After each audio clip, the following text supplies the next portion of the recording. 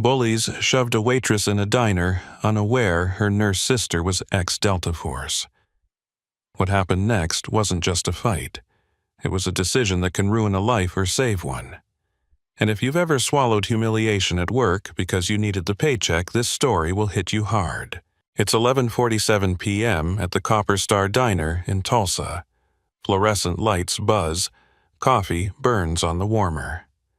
A young waitress named Katie keeps moving, even though her hands shake because her mom's chemo bill doesn't care how tired she is.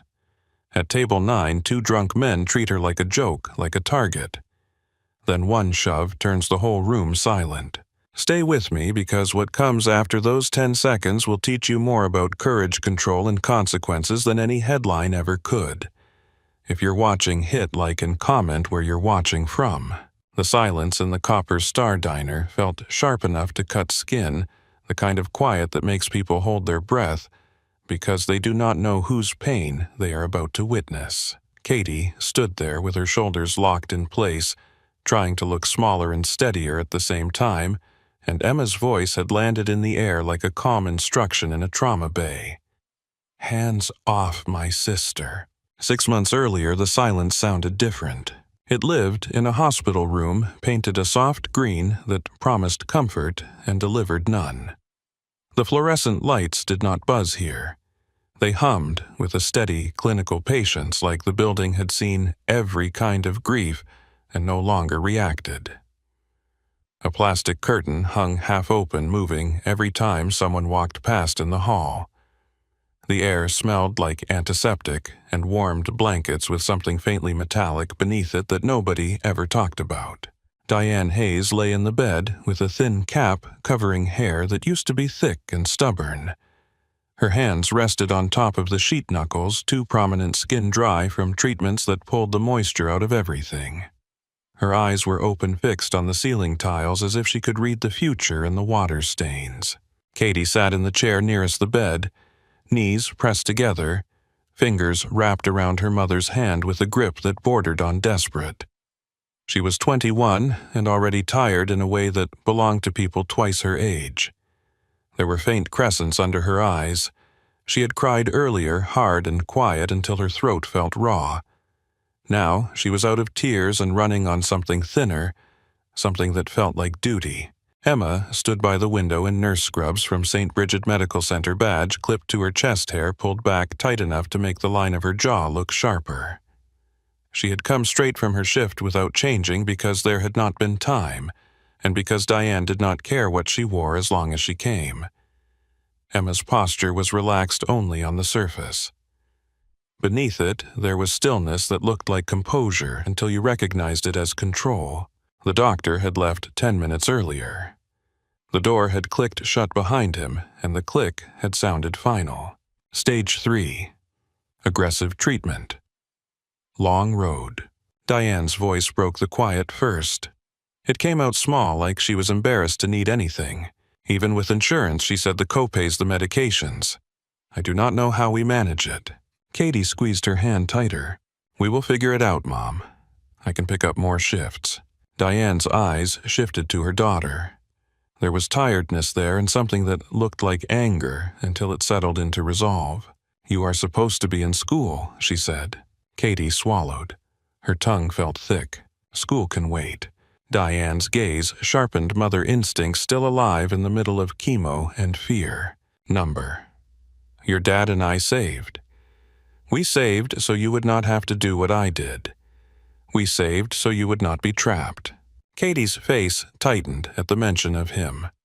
Her father had been gone 2 years, a highway accident that took him fast and left the rest of them living in the slow wreckage.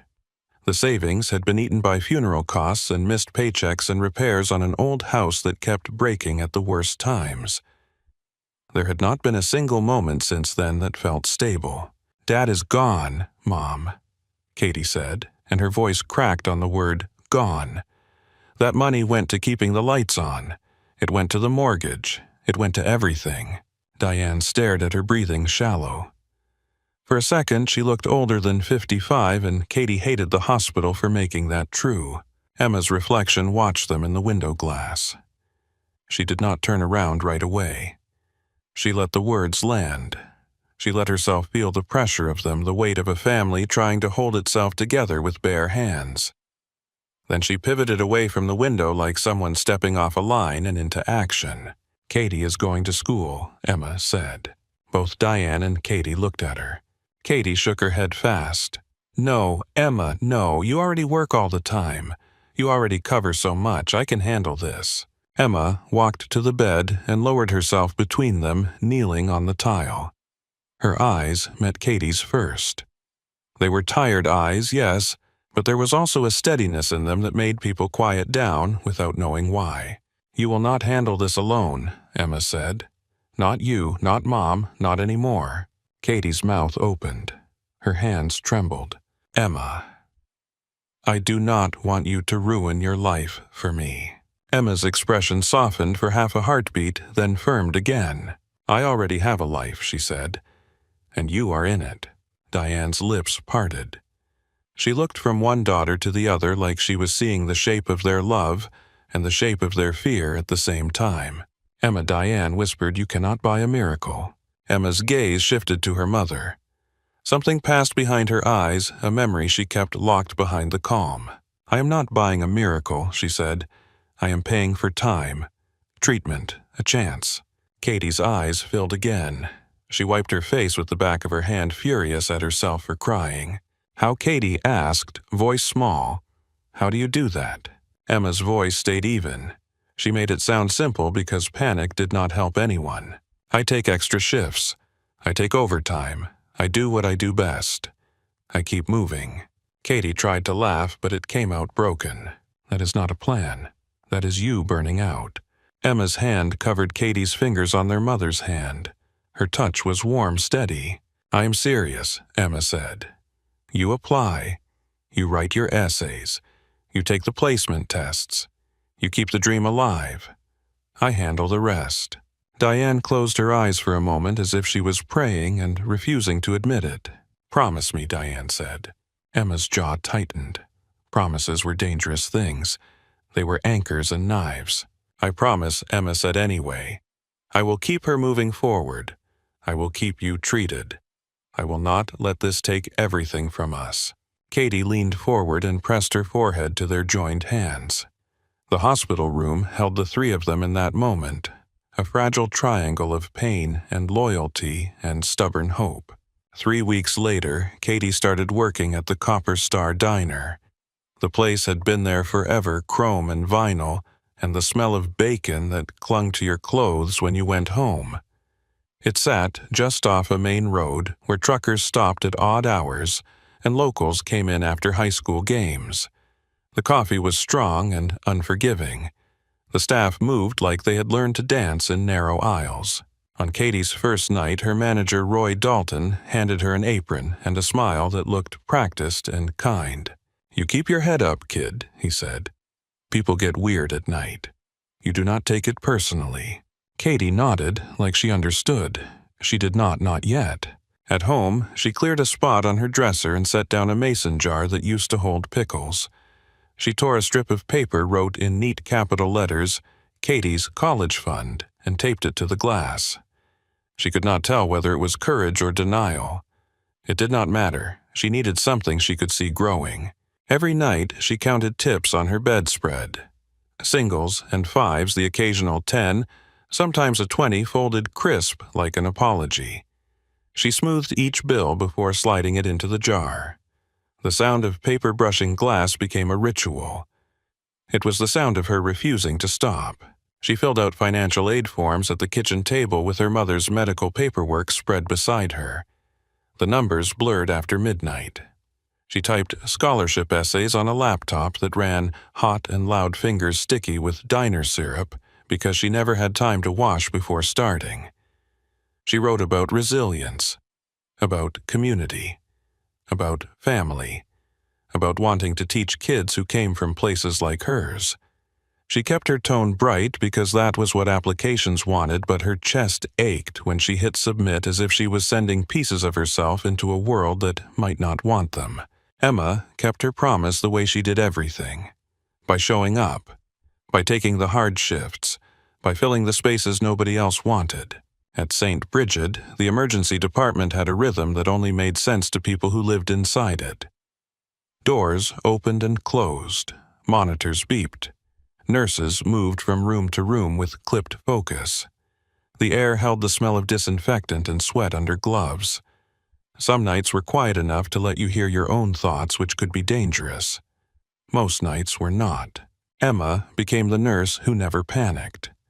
Not because she did not feel fear, but because fear had learned it could not control her hands. She could start an IV on a screaming toddler without her voice changing.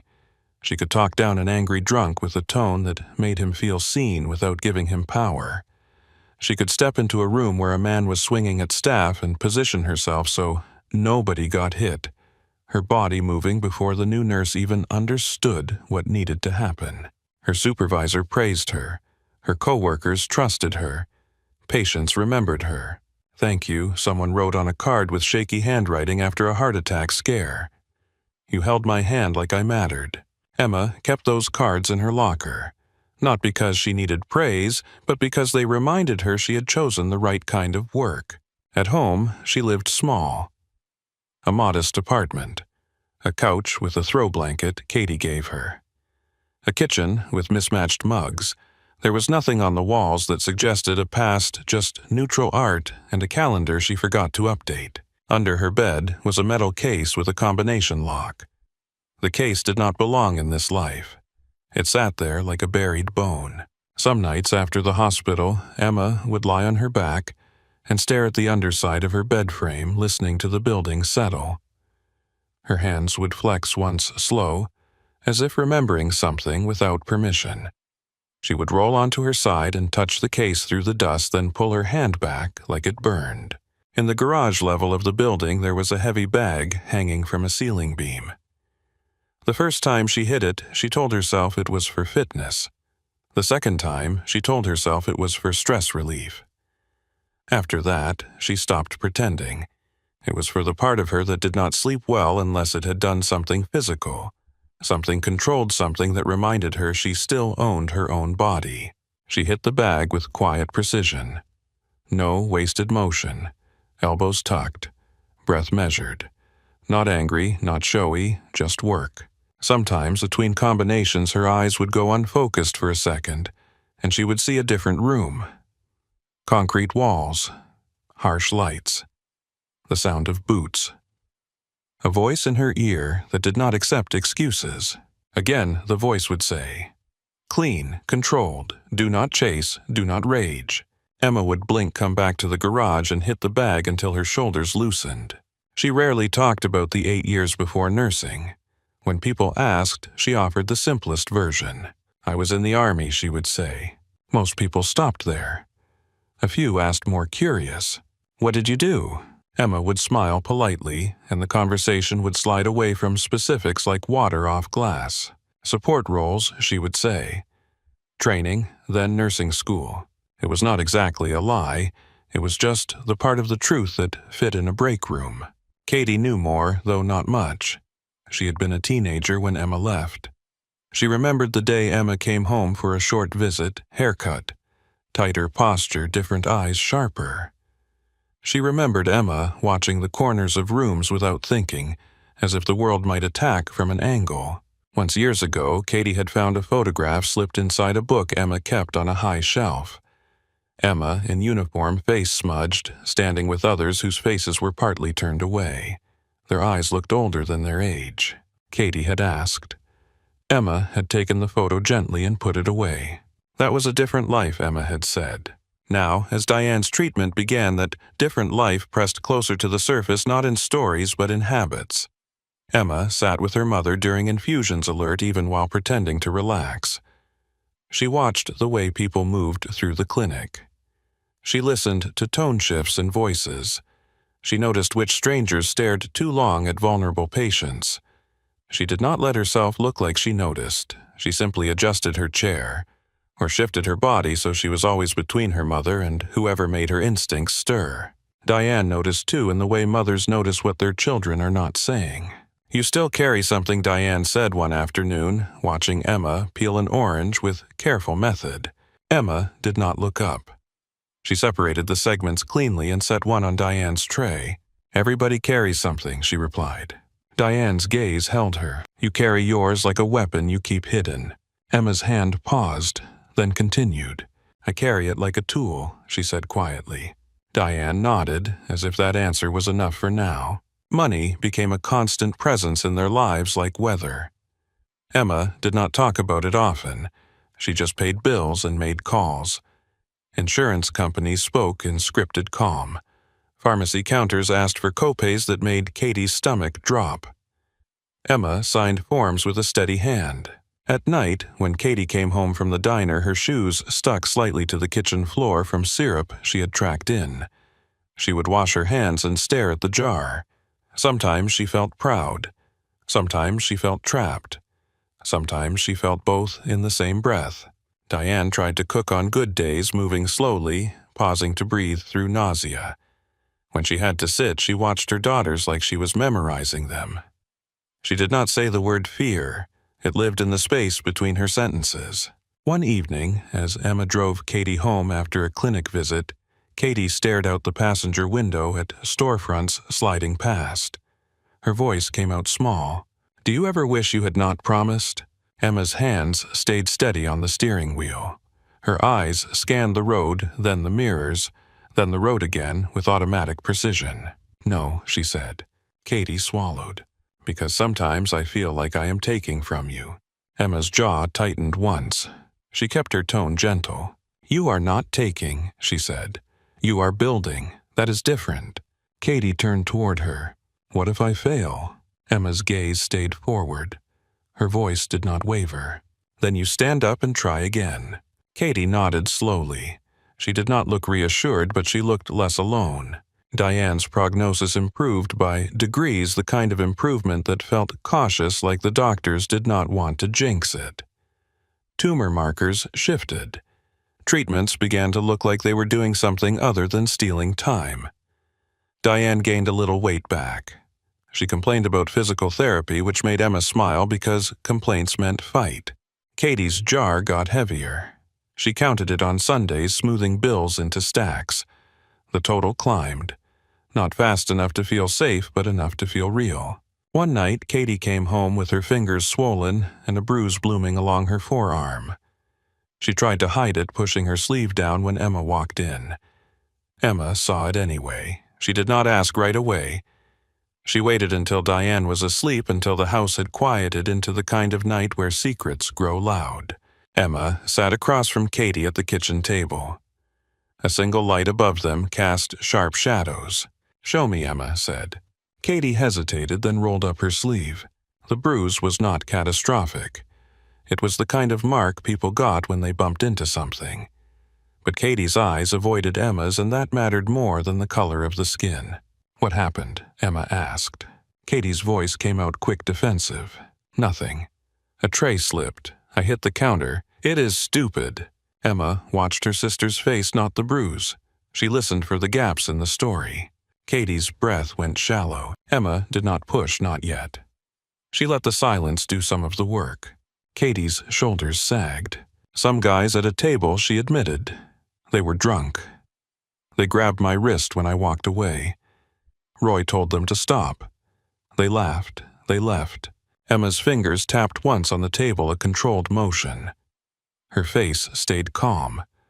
Her eyes did not. "Did you tell me because you want me to do something?" Emma asked, "or because you want me to know?" Katie's throat worked. Tears threatened. She hated that. "I do not know," she whispered. Emma reached across the table and covered Katie's hand. "You did the right thing telling me," Emma said. "Next time you get Roy immediately. You do not try to handle it alone. You keep space. You keep your voice level.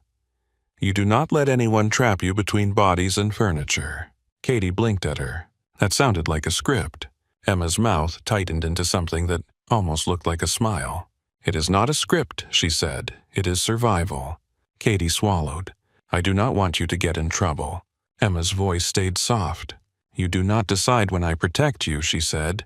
"You just tell me when you need it." Katie stared at their hands on the table. She nodded once. She was not sure she believed in protection without consequences, but she believed in Emma. The day of the diner began like any other day that pretended it was ordinary. Emma clocked into St. Bridget in the morning, and the emergency department greeted her with alarms and a full waiting room. A man with chest pain argued with triage. A teenager with a broken wrist sat pale and quiet. A toddler screamed with the fierce rage of being small and hurting. Emma moved through it all with a focused calm, checking vitals, starting lines, giving meds, answering questions with clarity that made fear settle.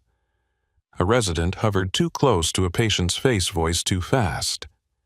Emma touched his elbow gently and repositioned him without making it a lesson in public. She did it the way she did everything efficient, contained, protective of dignity. In the afternoon, a call came in about a pileup on the highway. Ambulances arrived like a wave. The doors swung open and the smell of blood and exhaust hit the bay. Trauma rooms filled. People shouted measurements and orders.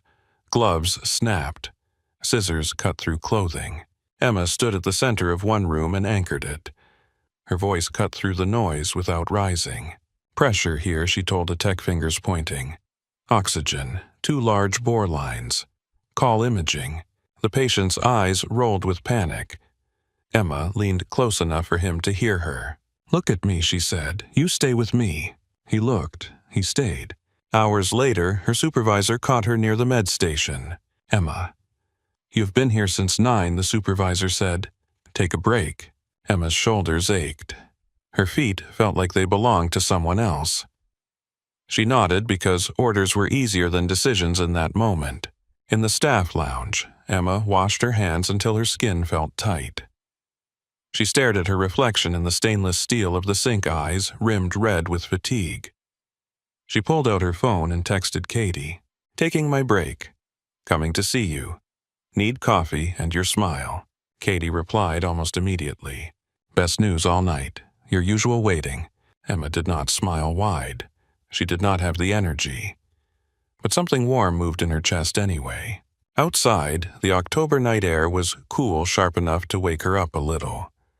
She walked the 4 blocks to the Copper Star Diner, with her badge still clipped on and her scrubs still smelling faintly of antiseptic and coffee. Cars passed on the street, headlights sweeping. A dog barked behind a fence. Somewhere, a distant siren rose and faded. The diner's glass door opened with a familiar chime. Warmth hit her. Grease, coffee, bacon, and that old comfort of a place that never pretended to be more than it was. Katie saw her right away. Her face lit up, and for a second she looked like the sister Emma remembered from before cancer and bills and night shifts. Katie moved through the aisle with the coffee pot in hand, weaving between booths with practiced grace. Emma slid into their usual booth. Katie poured coffee without asking, like it was an unspoken contract. "Rough day?" Katie asked. Emma wrapped her hands around the mug, letting the heat seep into her palms. "Pile up. Early delivery. One guy tried to fight the IV pole," Emma said. Katie laughed, then sobered as her eyes softened. "Mom texted," Katie said, pulling out her phone. "She is mad at her physical therapist again." Emma nodded, feeling relief that looked like annoyance in Diane. That meant strength was coming back. Katie hesitated, then showed Emma a photo of the mason jar on her dresser. 3,891, Katie said, voice quiet with pride. "I counted this morning." Emma did the math without meaning to. The number was more than it should have been. Katie had squeezed it out of exhaustion and grit. "That is incredible," Emma said. Her voice warmed. "You're doing it." Katie's eyes brightened with a hope that hurt to look at. "Maybe I can start part-time at the community college," she said. "Just 2 classes. Financial aid might cover the rest if I can show I am serious." Emma reached across the table and squeezed her hand. "You are serious," Emma said. Katie's fingers were slightly swollen. Emma felt it immediately. Katie shifted in the booth like she was searching for a position that did not hurt. Her smile held, but it did not fully reach her eyes. "You okay?" Emma asked softly. Katie pulled her hand back and reached for the coffee pot like she needed something to do. "Just tired," she said. People have been rough tonight. Emma watched her sister's face. The words were simple, but the way Katie said them carried weight. Across the diner, laughter rose too loud for midnight, and Katie's eyes flicked that direction before she could stop herself. Emma followed the glance without turning her head, her body still, her attention sharp. The laughter came from the far end of the room, loud enough to scrape along the ceiling tiles and make the coffee cups on the counter feel smaller. Katie's eyes returned to Emma too quickly, like she had touched something hot. Emma did not stare. She let her gaze travel the way it always did in crowded places, soft focus taking in angles and exits and hands. The booth numbers, the narrow aisle between the vinyl seats. The kitchen door with the little round window. The front entrance, and the glass that reflected the room at night. Table 9 sat half in shadow under a tired fluorescent tube. 2 men filled the booth like it was built for them alone.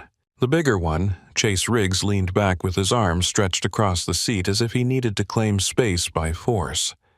His laugh was the kind that asked for attention and punished you for giving it. The man beside him, Dylan Creed, laughed in sync. Not because it was funny, but because he knew his role. He stayed just a half beat behind Chase, a mirror that made Chase feel larger. Chase's face was flushed. His pupils had that slight lag that came with alcohol and certainty. His hands were restless, always moving, tapping the table, pointing, making small grabs at the air as he spoke. A man who expected the world to react to him. Dylan watched the room more than he watched his food. Not alert, not cautious. Hungry for approval. He tracked who was listening, who looked away, who looked uncomfortable. He took energy from it. Emma felt Katie's posture change beside her. Katie's shoulders rose a fraction, then settled, then rose again, like she was trying to convince her own body it could relax. Emma kept her voice casual. "You know them," she said. Katie poured more coffee into Emma's mug even though it was not empty. The stream shook just enough to notice. "No," she said, "just guys passing through." Emma watched Katie's hands. Small cuts near the knuckles, the kind you got when you moved too fast around metal edges. The nails trimmed short for work.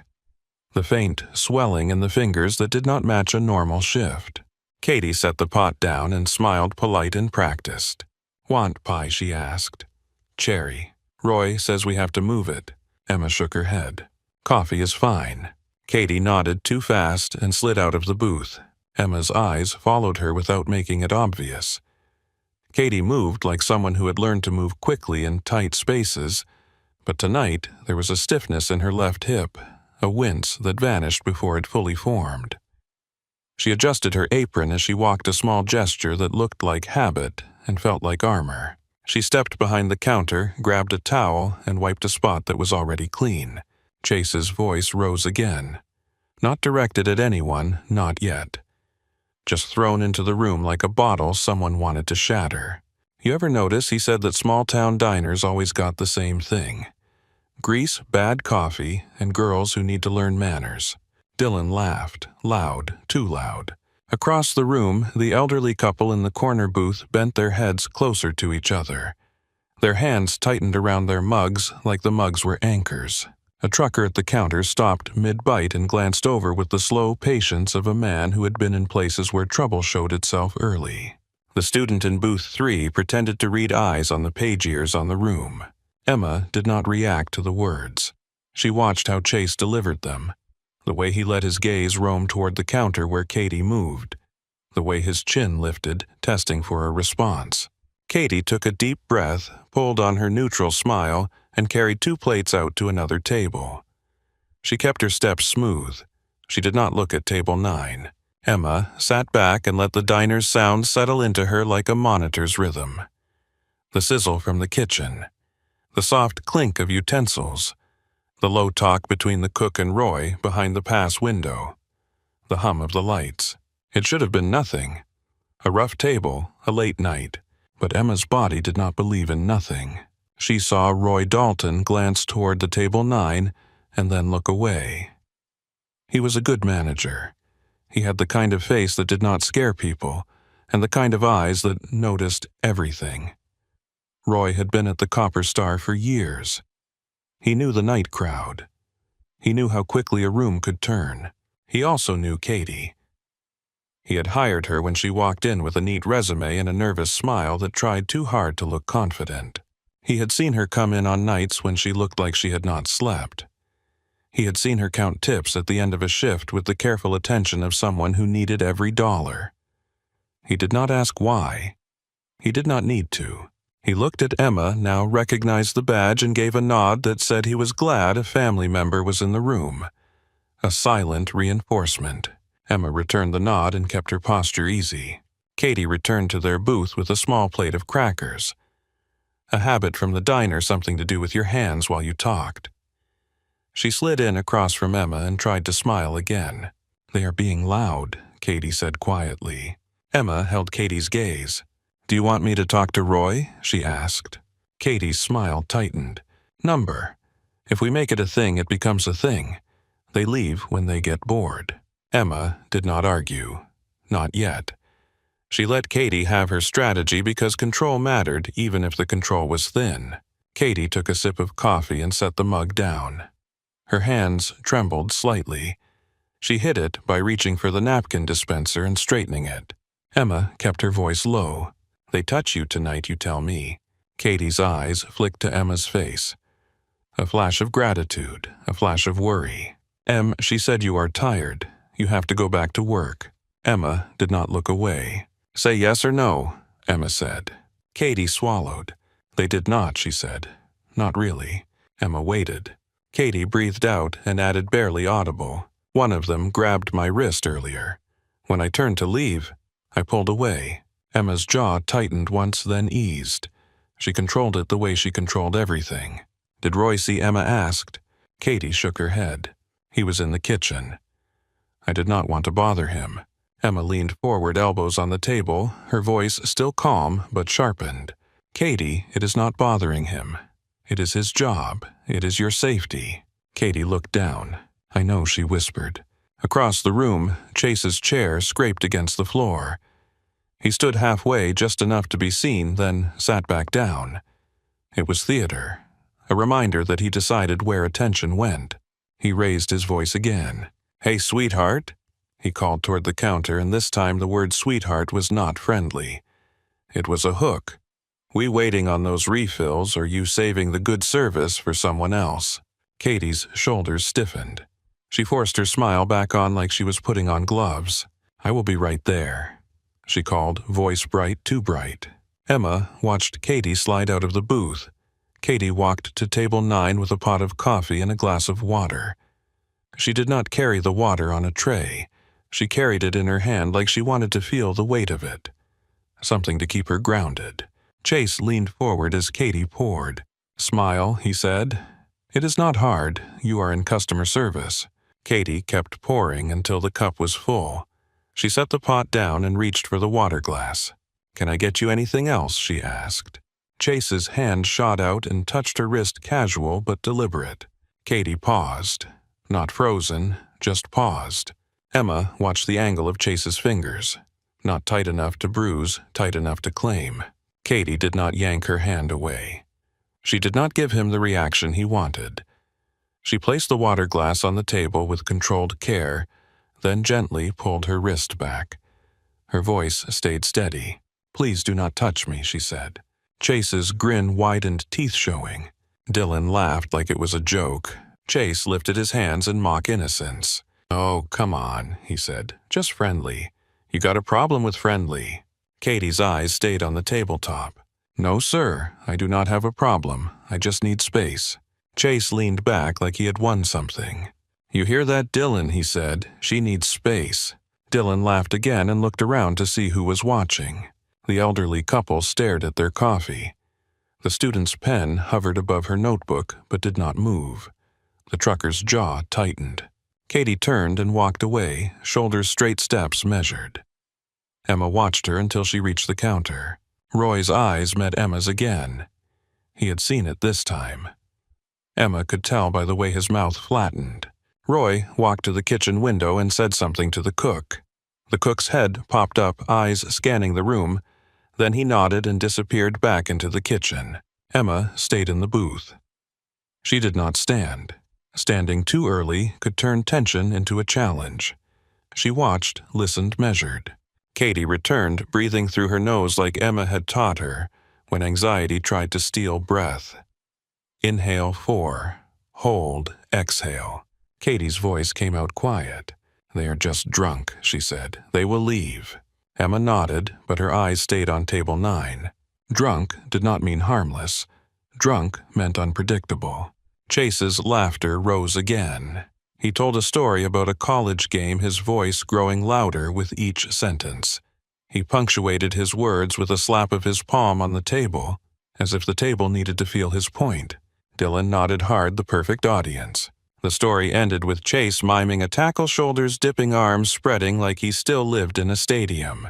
He leaned back, pleased with himself, and then his hand moved toward his water glass. Emma saw the decision before it happened. A flicker in the eyes. The tiny lift of the corner of the mouth. Chase tipped the water glass over. It hit the table and dumped across the vinyl, pouring down the edge and splashing onto the floor.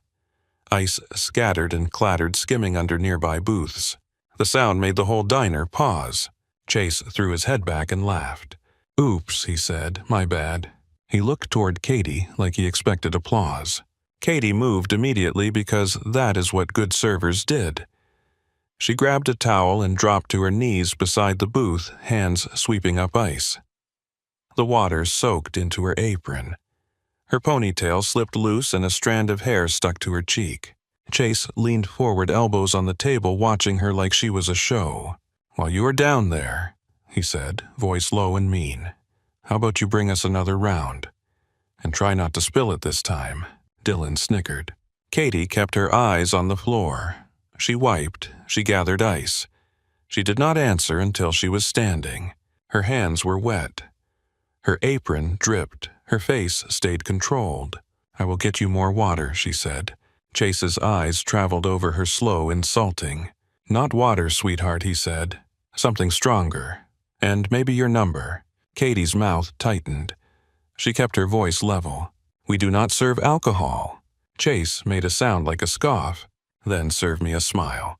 Dylan leaned in like he wanted to be part of it. "Come on, Chase," he said. But his tone was too light, too pleased. "She is working." Chase looked at Dylan like Dylan had delivered a punchline. "Exactly," he said. "She is working, for us." Katie stepped back. She turned and walked away with the towel clenched in her hand. Emma had not moved, but her body had changed. Her shoulders squared slightly, her spine aligned. Her feet shifted under the table, not obvious, just enough to place her weight evenly. Katie returned to Emma's booth, set the wet towel behind the counter, and picked up a clean one, as if she needed a task to keep herself steady. Emma's voice stayed soft. "You do not go back alone," Emma said. Katie blinked. "I have to," she said. "I am the server." Emma shook her head once. "Then Roy goes with you," Emma said. "Or the cook. Or you let them sit without refills." Katie looked toward Roy. Roy was already watching. His expression said he was done being patient. Roy wiped his hands on a towel and stepped out from behind the counter. He moved toward the table 9 with a calm that belonged to someone who had dealt with men like Chase before. He stopped a few steps away, not too close, not confrontational. His voice carried the right balance of polite and firm. "Gentlemen," he said, "I need you to keep it respectful. My staff is here to work." Chase looked at him with a lazy smile. "We are respectful, old man," he said. "We are having a good time." Roy did not react to the insult. "A good time is fine," Roy said. "Harassing my waitress is not." Dylan opened his mouth, then shut it. He watched Chase, waiting for the cue. Chase leaned back and spread his arms again. "Who is harassing?" he asked, grinning. "She is right there. Ask her." Katie stood near the counter, towel in hand, eyes on Roy. Her face said she wanted to disappear. Roy looked back at Katie. His gaze was kind, inviting her to speak. Katie forced her voice out. "I am fine," she said. Emma felt her chest tighten. Fine meant not fine. Fine meant I want this to stop without getting worse. Roy's jaw worked once. He nodded like he accepted Katie's answer because he understood why she gave it. "All right," Roy said. "Then keep it down. We have other customers." Chase lifted his hands again. "Yes, sir," he said, mock obedient. Roy turned and walked back toward the counter.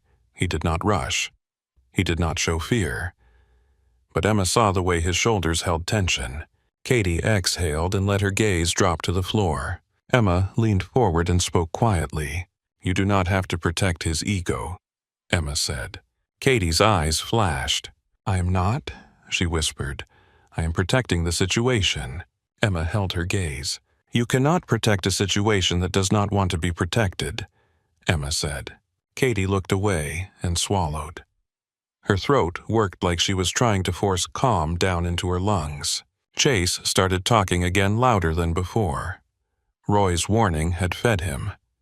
Men like that did not de-escalate when challenged. They tested for weakness. The trucker at the counter paid his check and stayed anyway, elbows on the counter now, body angled so he could move quickly if he needed to. He pretended to drink coffee. He watched the room through the reflection in the chrome. The student in booth 3 packed her books, then stopped, then unpacked one, trying to look like she belonged. Her eyes kept darting toward the door. The elderly couple whispered to each other, their hands clasped under the table. Chase knocked his fork against his plate and raised his voice at Katie again. "Hey," he called. "You going to clean this table, or you need me to teach you?" Katie flinched and smoothed her expression. Emma watched Katie's face for a microsecond, enough to see anger flicker behind the professionalism. Anger was natural.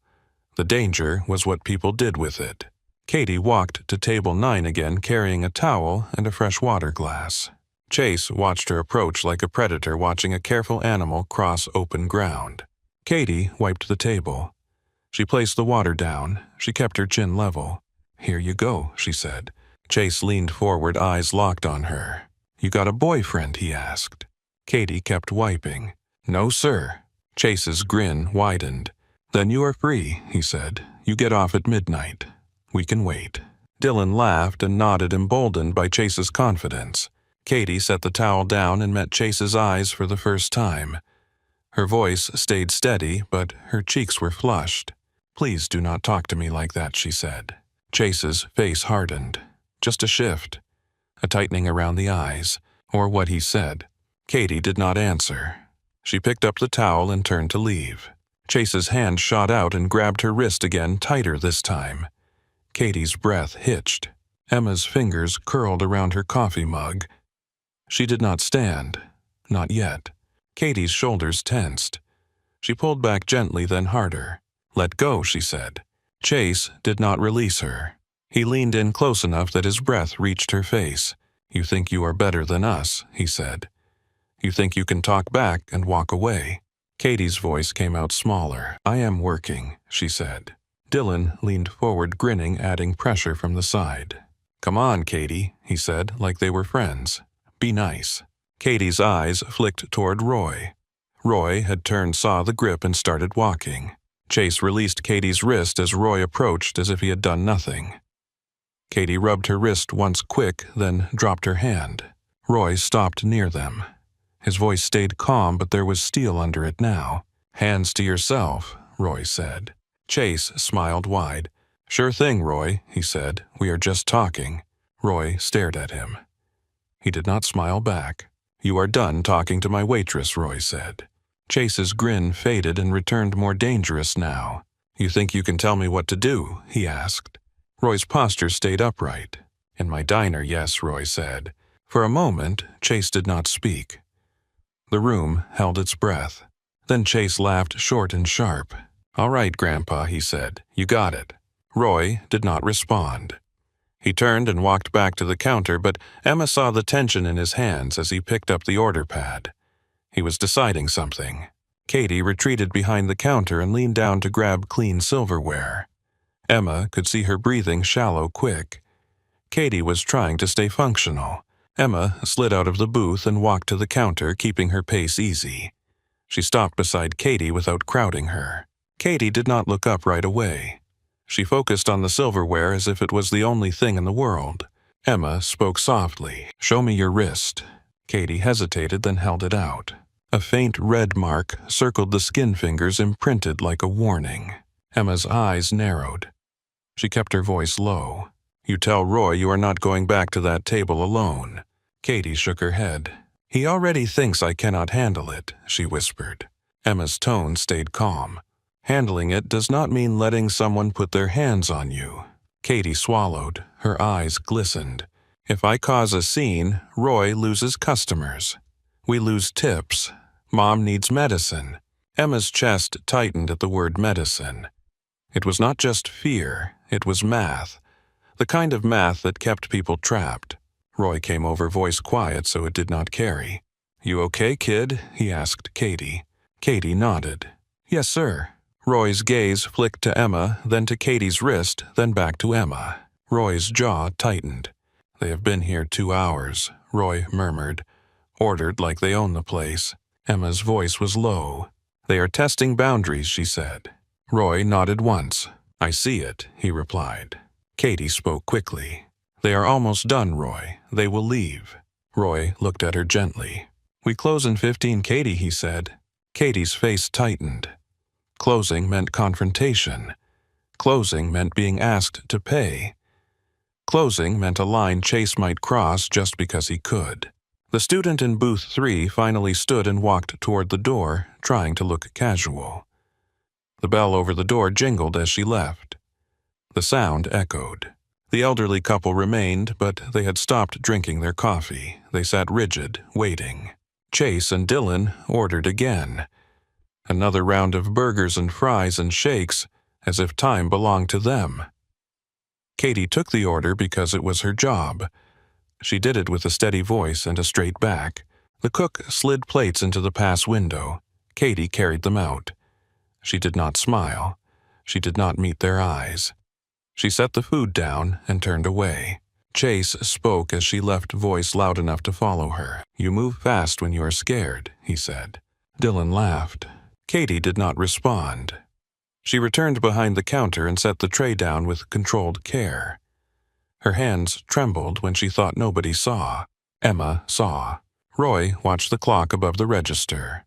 11:44. 11:45. Each minute dropping like a weight. He did not want trouble. Nobody wanted trouble. But wanting did not change the fact that 2 men had decided to make trouble their entertainment. Roy pulled a black folder from under the counter and printed the check. The old printer rattled and chattered, the sound too loud in the tense quiet. Roy slid the receipt inside the folder and held it in his hand for a moment, thumb resting on the edge, like a man holding a door closed against a storm. Emma stood at the counter with her coffee mug and watched Roy's face. He looked tired, not weak. Tired in the way that came from years of taking abuse from strangers and still having to smile because the rent did not care about dignity. Roy glanced at Emma. "You got eyes on them," he said quietly. Emma nodded once. "Always," she replied. Roy looked at Katie. His voice softened.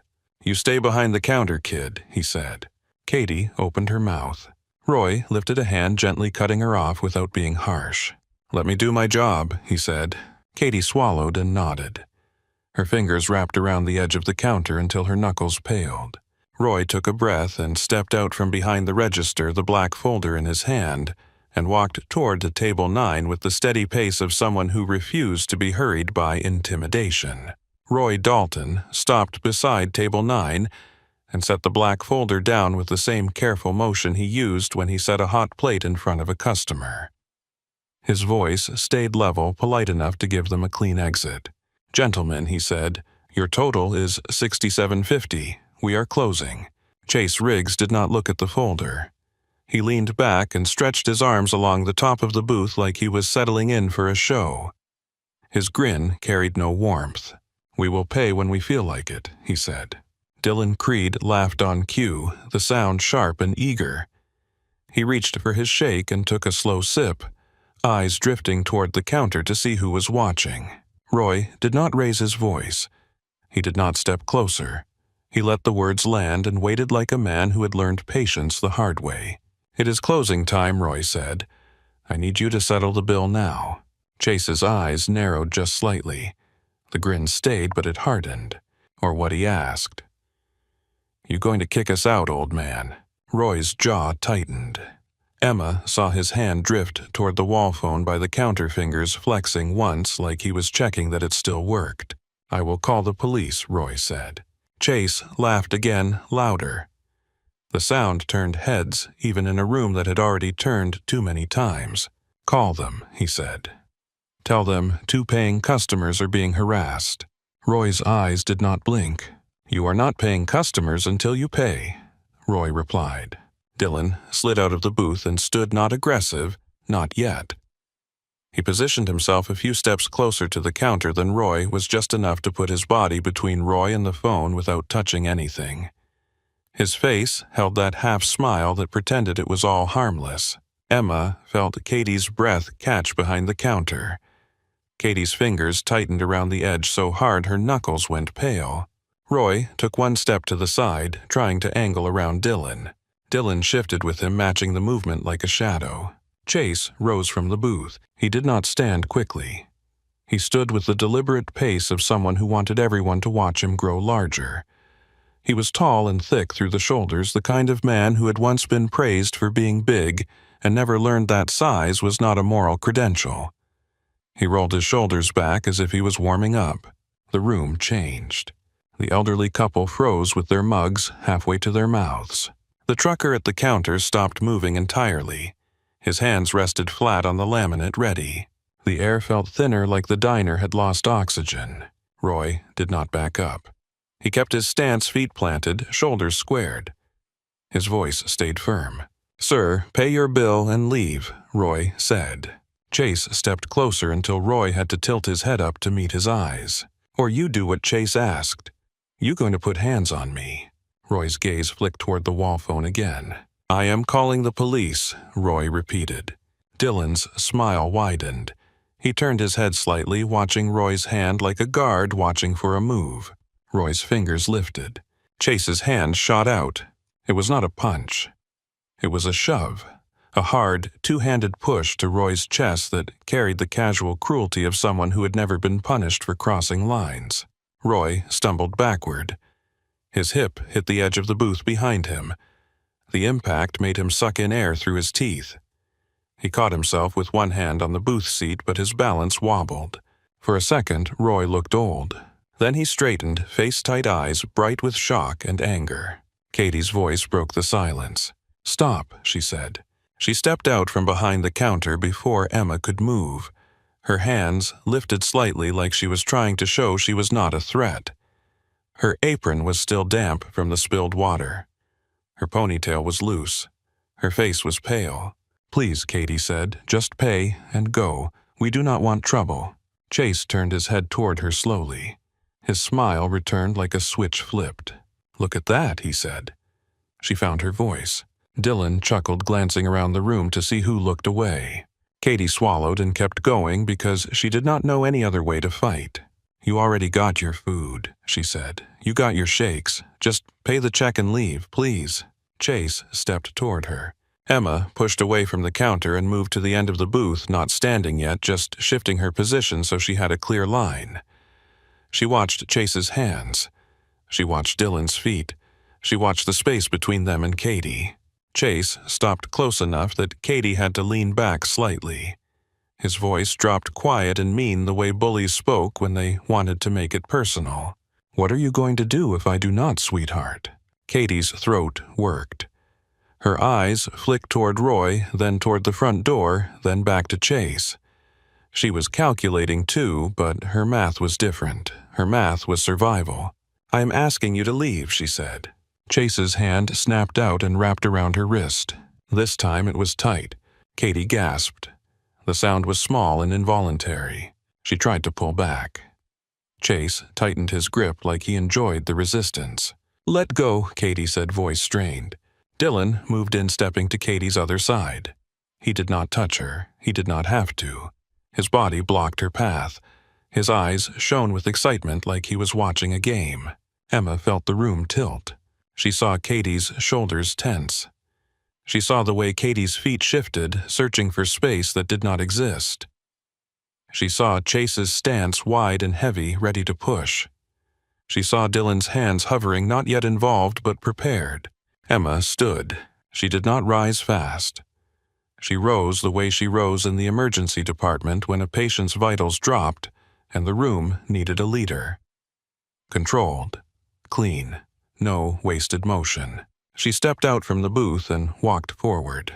Katie's eyes found her for a fraction of a second. Relief flashed there, then fear, because Katie knew what Emma was, and also knew what Emma had tried to stop being. Emma kept her gaze on Chase. Chase turned his head toward Emma, taking in the scrubs, the badge, the tired eyes. His expression brightened with mockery because he believed he understood the world. "A nurse," he said. "You here to patch her up after I teach her manners?" Emma stopped at arm's length, positioning herself so she could see both men without turning her head too far. She did not reach for Katie. She did not touch Chase. She simply occupied the space that belonged to danger. "Let her go," Emma said. Her voice was calm, not soft. Calm like a locked door. Chase blinked, then laughed. Or what he asked. "You going to take my temperature?" Dylan grinned and leaned forward. "Two of us," one of you Dylan said. "Bad odds." Emma's eyes flicked to Dylan, then back to Chase. "Step back," she said. "Both of you." Chase's grip on Katie's wrist tightened. Katie winced. "Nah," Chase said. "I think I like it right here." Emma's gaze dropped to Chase's hand around Katie's wrist. Her voice stayed even. "Hands off my sister." Chase lifted his chin. "Make me," he said. Katie tried the escape Emma had shown her, twisting toward the thumb, turning her forearm, trying to create a gap. Chase was too strong and too drunk to care. His fingers held like a clamp. Chase gave her wrist a small jerk, not enough to break anything, enough to remind her who controlled her body. Katie's breath hitched. Her eyes glistened. Emma felt heat rise behind her ribs, sharp and immediate, and she pushed it down the way she pushed down panic in a trauma bay. Emotion was fuel. If you used it wrong, it burned everyone. Roy's voice came out behind them. "Let her go," Roy said. Chase did not look away from Emma. He moved his free hand toward Emma's shoulder, the same movement he used on Roy, the same movement he used on Katie. Casual dominance. A shove. A message. Emma saw the hand coming. She did not flinch. Chase's palm hit Emma's shoulder. It was a strong shove. It should have moved her. Emma let her upper body shift a fraction, absorbing the force through her stance instead of resisting it. Her feet held. She did not stumble. She did not step back. Chase frowned. Confusion flickered across his face, then irritation. He shoved again, harder. Emma's shoulder rolled with the push like she was letting him waste effort. Her eyes stayed on his face. "Do you want to walk out?" Emma asked. "Or do you want to go down?" Chase's grin returned angry now. "You got a mouth on you, nurse," he said. He released Katie's wrist for half a second, just long enough to swing his arm. Not a clean punch. A wild hook fueled by alcohol and pride. Emma moved. She did not block the punch head-on. She shifted her head and shoulders just offline and stepped inside the arc of his arm, closing distance instead of retreating. The punch cut past her and missed. Emma's left hand caught Chase's wrist. Her right hand found his elbow. She rotated her hips and guided his arm across his center line, turning his momentum into a lever. Chase's face changed. Surprise opened his mouth. His knees buckled not from pain at first, but from the sudden realization that he was not in control of his own balance. He dropped to one knee. Dylan surged forward, reacting like a follower who only knew how to escalate when his leader escalated. He reached for Emma's waist, trying to grab and pull her back. Emma pivoted, keeping Chase's body between her and Dylan for a heartbeat, then released Chase's wrist and redirected Dylan's forward drive with a sharp turn of her shoulders. Dylan crashed into the booth hard enough to rattle the table and send a ketchup bottle tipping over. Chase tried to rise, face flushed with rage now. He swung again, more frantic. Emma stepped in even closer inside the space where big punches lost power. She guided his arm past her shoulder, moved behind him in one smooth motion, and hooked his elbow into a joint lock. Chase's body folded. His face hit the floor with a heavy thud, vinyl squeaking under his weight as he went down. He grunted, stunned arms splayed for an instant as his brain tried to catch up. Emma released him the moment he was down because she did not need to hurt him to keep him down. Dylan scrambled out of the booth. His grin was gone. His eyes were wide, searching for a script that did not exist. He rushed again faster, desperate. Emma shifted to her right minimal movement and extended her leg just enough to catch his shin. Dylan's momentum did the rest. He went down hard beside Chase, shoulder hitting first, then hip, then the side of his face. The diner had stopped breathing. Phones were up now, held in trembling hands. The glow of screens lit faces that looked shocked and hungry and afraid. Emma stood over the two men, her breathing steady. Scrubs still neat, badge still clipped. "Stay down," she said. Chase pushed his palms against the floor and tried to lift his chest. Pride made him attempt it, even as his body protested. Emma adjusted her stance, placing her foot near his arm, not touching him, just positioned, so he knew movement would bring pressure where he did not want it. Chase froze, teeth clenched. Dylan stayed down, one hand raised like surrender. "Okay," Dylan said quickly. "Okay, we are done." Roy's voice came out strained behind Emma. "Somebody call the police," he said. The trucker at the counter already had his phone to his ear. His eyes stayed on Chase and Dylan. "Already," he replied. The sound of sirens grew nearer, distant at first, then sharper, bouncing off the buildings outside. Katie was on the floor near table 7, one hand pressed to her hip. Her other hand hovered above broken glass fingers bloodied in thin red lines. She stared at Emma as if she was watching a stranger. Emma turned toward her, lowering her posture slightly so she did not loom. "Katie," Emma said. Katie's lips parted. No sound came out at first. She whispered finally. Emma crouched beside her, careful to avoid the glass. She looked at Katie's palms and felt something tighten in her throat. "Give me your hands," Emma said. Katie hesitated, then held them out. Emma took a clean towel from the floor and wrapped it gently around Katie's palms, pressing with controlled pressure to stop bleeding. Her voice became clinical without losing tenderness. "Hold this," she said. "Firm, right there." Katie obeyed, shaking. Roy approached, face pale. "Katie," he said, "you okay?" Katie tried to nod. It looked more like a tremor. Chase made a sound from the floor. He tried to shift his shoulder. Emma's eyes snapped to him. Her voice cut through the room. "Do not move," she said. Chase went still again, not because he suddenly respected her, but because his body remembered the lock and feared it. The front door chimed as it opened. Blue and red light flashed against the diner's windows. The sirens cut off outside, replaced by the sound of boots on pavement and radios murmuring. Two police officers stepped in, hands near their belts, eyes scanning fast. "Everyone stay calm," one officer said. "Hands where we can see them."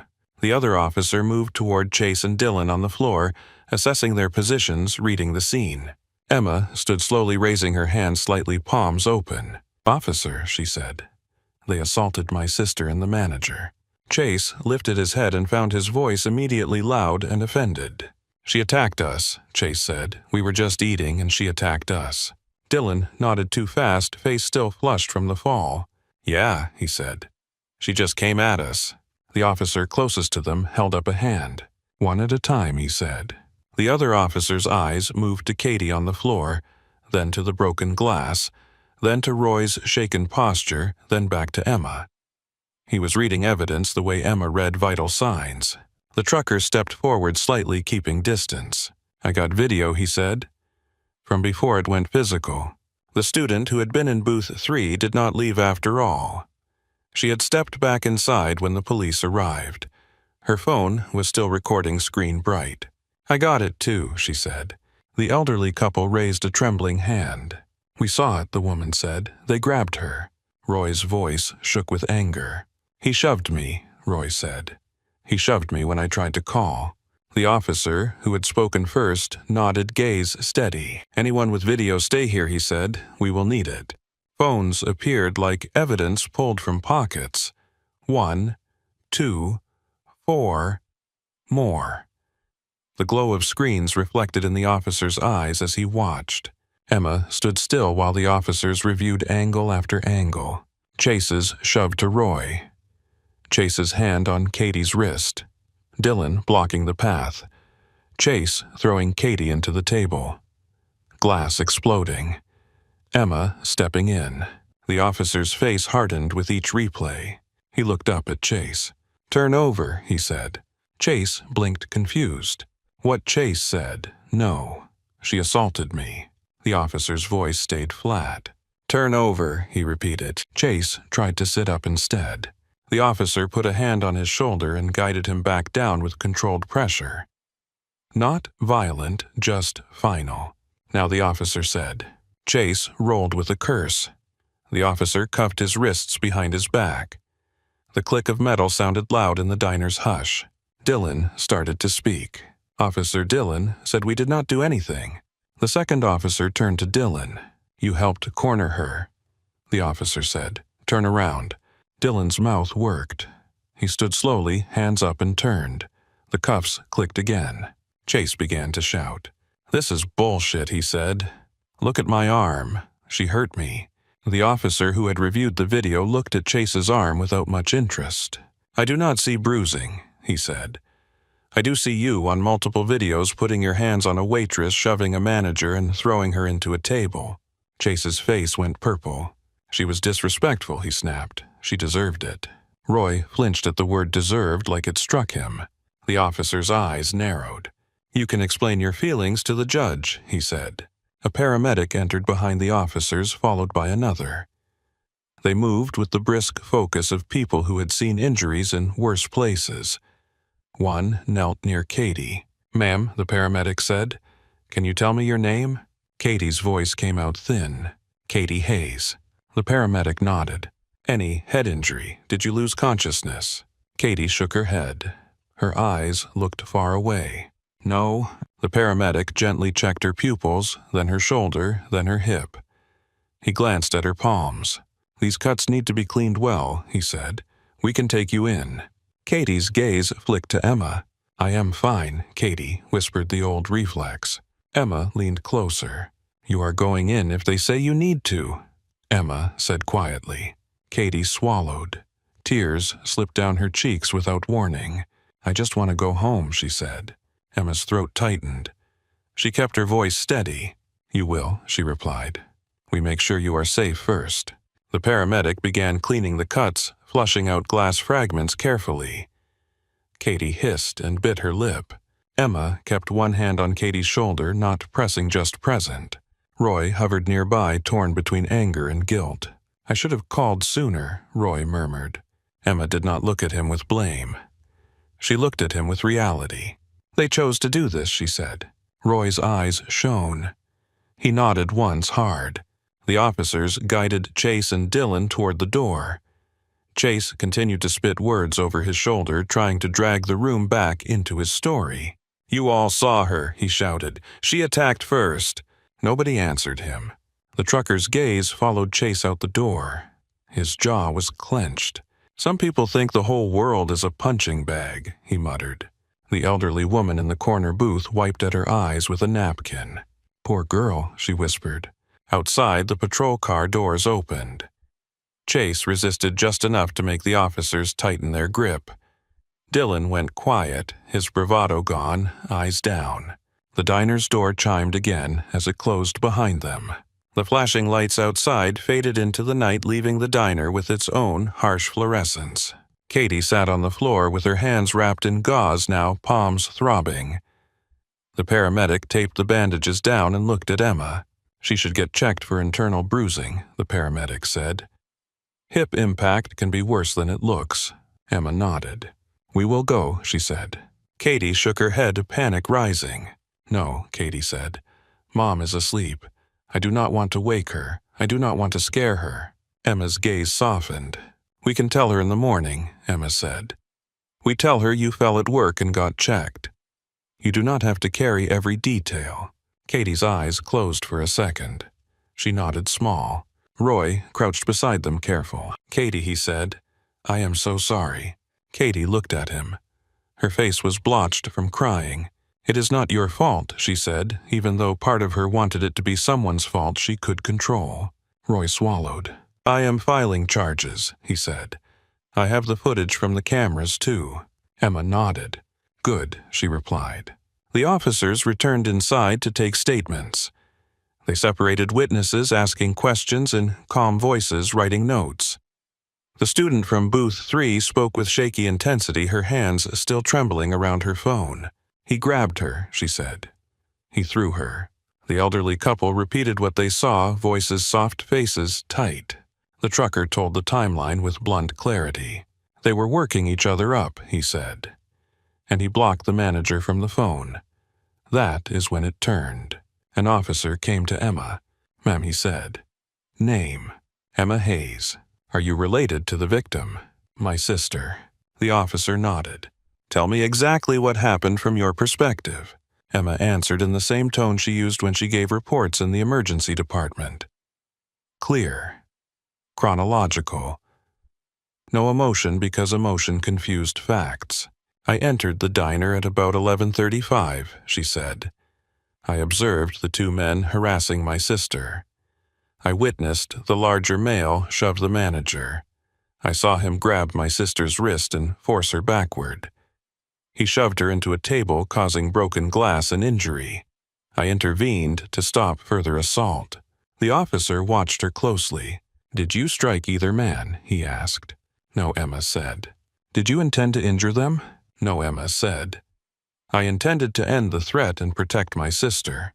The officer looked down at his notes, then back up. "Your movement was controlled," he said. Emma held his gaze without blinking. "I work in the emergency department," she replied. "Control matters." He paused, as if he wanted to ask more, then seemed to decide it was not the time. "All right," he said. "We will include your statement. We have multiple videos and the diner cameras." Emma nodded once. The paramedics helped Katie stand. Katie winced as weight hit her hip. Emma slipped an arm around her waist, steadying her. Katie's body trembled as the adrenaline drained away.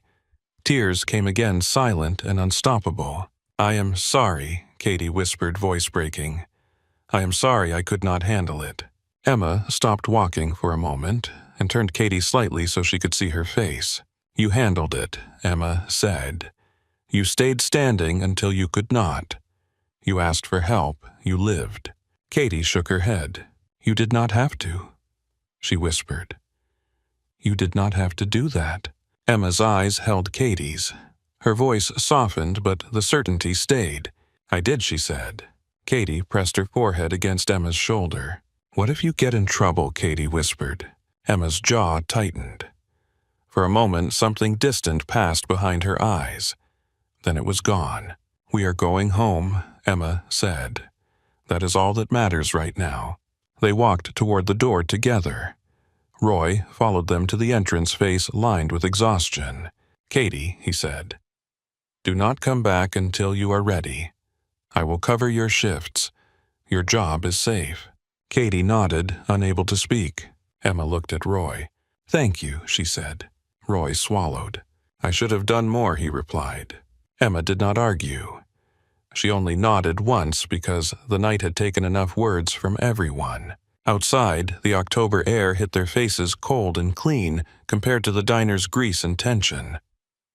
The streetlights cast long shadows across the sidewalk. The distant siren had faded. Traffic was thin. Katie leaned into Emma as they walked. Her steps were uneven. Emma matched her pace.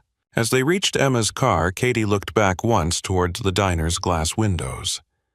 The fluorescent lights inside made the place look like a terrarium, bright and exposed.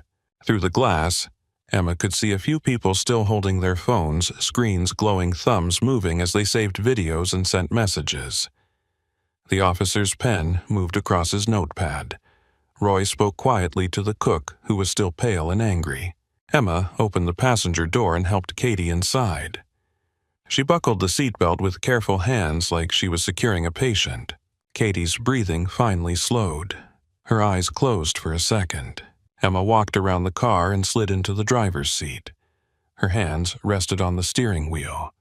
Her badge hung against her chest, plastic and metal, ordinary in the dark. She stared forward without starting the engine right away.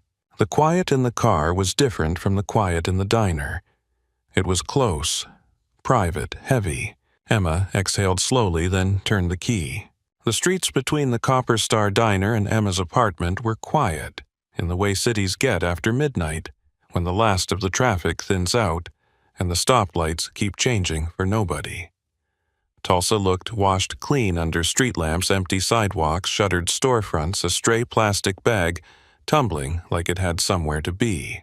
Katie sat curled in the passenger seat, bandaged hands resting in her lap. The gauze was already spotting red in places, small blooms that made Emma's chest tighten every time her eyes flicked over. Katie's breathing was uneven, fast for a few seconds, then slower, like her body could not decide whether it was still running or finally allowed to stop. Emma drove with both hands on the wheel. Her hospital badge tapped softly against her sternum each time the car hit a seam in the road. The noise felt too loud. In the glow from the dashboard, Katie looked younger than 21. Her lashes were wet. She stared out the window as if the dark could explain something. "I ruined everything," she whispered. Emma kept her eyes on the road. "You did not," she said. Katie swallowed. Her voice cracked. "I should have just stayed quiet. I should have let Roy handle it. I should not have talked back. I should not have stepped out from behind the counter." Emma felt heat rise behind her ribs again, the same sharp flare she had swallowed in the diner. She breathed it down the way she did with panic in the trauma bay. "You did not cause his hands," Emma said. "You did not cause his shove. You did not cause his choice." Katie's shoulders shook. She tried to stop it, but the tears came anyway, silent and steady. Emma reached over at the next red light and rested her hand on Katie's forearm, careful around the bruising. "Look at me," Emma said. Katie turned her head slowly. Emma's voice stayed low. "You asked him to leave. You asked him to pay. You tried to end it with words. That is not failure." Katie stared at Emma's hand on her arm as if she needed proof of contact to keep herself anchored. Emma turned the car into the apartment lot and parked under a flickering light. The building was quiet, most of the windows dark. She helped Katie out carefully, one arm around her waist, guiding her up the stairs at a pace that did not force her hip to protest too hard. Inside, the apartment smelled faintly of clean laundry and coffee grounds. Emma turned on one lamp. The soft light made the room feel smaller, safer, like a contained space where no one could shove you into a table. Katie sank onto the couch with a wince. Emma grabbed a pillow and eased it behind her lower back, then brought a glass of water and set it on the coffee table within reach. Emma's phone buzzed in her pocket again. It had been buzzing in waves since the diner notifications, stacking faster than she could read them. She had ignored it on purpose. She did not want a screen to have a voice in her living room. The phone buzzed again, longer this time, and lit up the table with a pale glow. Katie glanced at it. Her eyes widened. "Em," she said, "your name is on my feed." Emma's stomach tightened. She picked up the phone and saw her own face frozen in the harsh diner light. Nurse Scrubs. Badge. Hands positioned in a way that made strangers think they knew her. The video was already chopped into a short clip the moment of Chase's reach the shift, the takedown. A caption sat over the footage in bold text. "ER nurse drops 2 guys in seconds." The account name was unfamiliar. The view count climbed while she watched numbers rolling upward like a slot machine. Katie's voice came out small. "People are saying you are a hero." Emma set the phone down face up as if leaving it on could keep it from multiplying in the dark. "I do not want that," Emma said. Katie blinked, confused. "Why not?" Emma looked at her sister's bandaged hands. She chose her words carefully. "Because people do not stay kind when they get bored," she said. "Because attention is not a gift, it is a weight." Katie's throat worked. "They should know what you did for me." Emma shook her head once. "The people who needed to know were in that diner," she replied. Katie stared at the lamp eyes, glassy. "My mom," she said. "We have to tell her something." Emma nodded. "In the morning," she said. Katie's eyelids drooped. Shock was finally turning into exhaustion, heavy and thick. Emma helped her to the small guest room, tucked her in like she was 10 again, and left the door cracked so she could hear if Katie woke up panicked. Back in the living room, Emma sat on the edge of the couch with her elbows on her knees. The phone buzzed again. And again. She did not pick it up. She stared at the metal case under her bed in her own room, the outline of it in her mind like a bruise you felt even when you did not touch it. She slept in fragments, the kind of sleep that never fully closed the door. Every sound in the building, a neighbor's footsteps, the elevator cable, a distant car horn pulled her halfway awake. She checked on Katie, once found her breathing shallow but steady face turned into the pillow. At 6:12 a.m., Emma's phone rang. A real ring, not a buzz. The sound filled the room with authority. Caller ID read Dr. Valerie Sloan. Emma answered on the second ring. Her voice came out controlled. "This is Emma." Dr. Sloan did not waste time with small talk.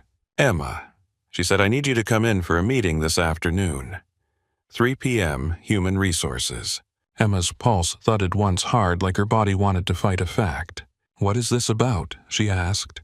A pause. Not long, but long enough to hear Dr. Sloan decide what she could and could not say. "The video," Dr. Sloan replied. "We need to discuss it." Emma's mouth went dry. "I was off duty," Emma said. "It happened outside the hospital." Another pause.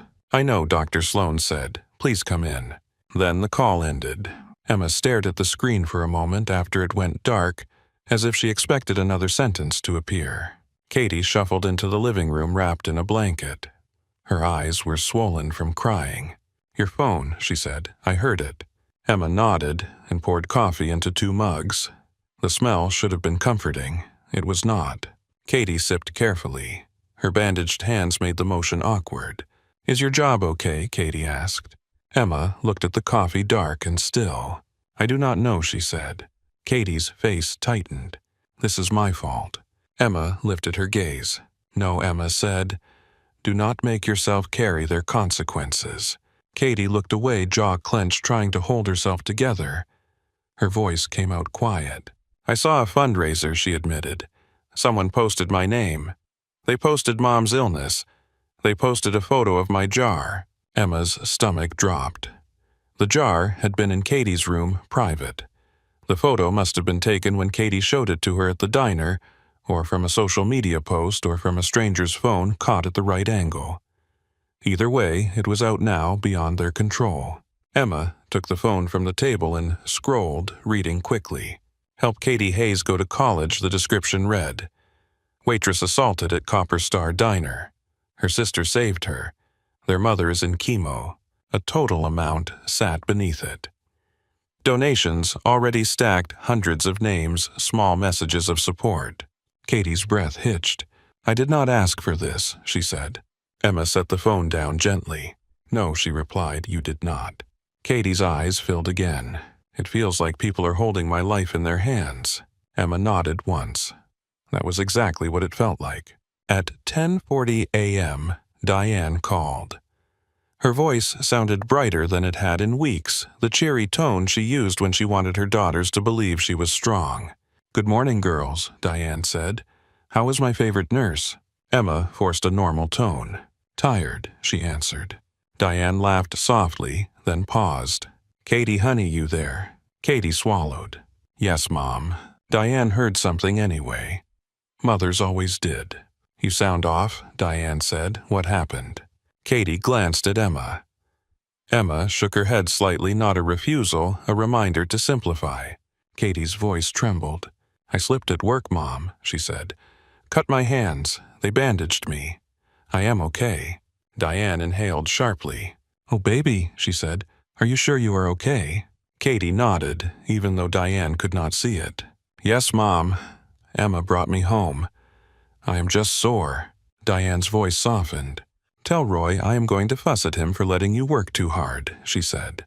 Emma closed her eyes for a moment. "We will," Emma replied. After the call, Katie stared at her mug. "I hate lying to her." Emma's voice stayed gentle. "You did not lie about being okay," she said. "You are okay." Katie did not look convinced, but she nodded. Emma went to the hospital for her shift at 1 p.m. anyway. Habit pulled her there. responsibility. The simple fact that patients did not stop bleeding because you had a hard night. The parking lot at St. Bridget looked normal. Staff moving in and out, ambulances idling. Nothing in the brick and glass suggested it knew her face was circulating on strangers' phones. Inside, the emergency department smelled the same as always. Disinfectant, coffee, latex. The metallic tang of something too human.